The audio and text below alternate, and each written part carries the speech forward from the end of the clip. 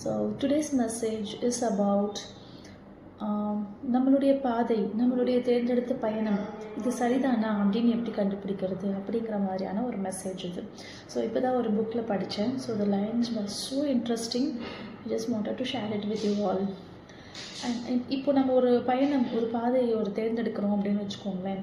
அது out of ஒரு க்யூரியாசிட்டிலேயோ இல்லை அவுட் ஆஃப் ஒரு ஆம்பிஷன்லேயோ இதை நம்ம செஞ்சே ஆகணும் அப்படின்ற ஒரு ஆவல், ஒரு ஆசை, இல்லை செய்யணுங்கிற ஒரு துடிப்பு, அதில் தான் அந்த பாதையை தேர்ந்தெடுத்திருந்திருப்போம்.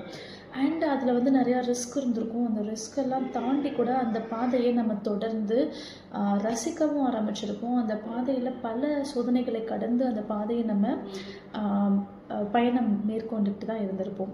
பட் ஓவர் த டைம் நமக்கு என்ன தோண ஆரம்பிக்கும்னா, இந்த பாதை நமக்கு கரெக்டு தானா, இந்த பாதையை நம்ம தேர்ந்தெடுத்தது சரியான பாதை தானா அப்படின்னு நம்ம எப்படி கண்டுபிடிக்கலாம், நமக்கே தோணும்ல சில சமயம்.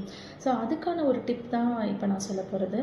நீங்கள் எந்த பாதையில் இருந்தாலும் உங்களுக்கு அது மகிழ்ச்சியை கொடுக்குது, மனசுக்கு ஒரு ரொம்ப சந்தோஷத்தை கொடுக்குது, இது ரொம்ப நல்லா இருக்குது அப்படிங்கிற அந்த ஃபீல் குட், அந்த ஃபீலிங் உங்களுக்கு கொடுக்குது அப்படின்னா then you are on the right path. அப்படி கொடுக்கல, மகிழ்ச்சி கிடைக்கல, இல்லை மன நிறைவு கிடைக்கல, சந்தோஷத்தை அந்த பாதை, அந்த பயணம் கொடுக்கலன்னா then you are on the wrong track.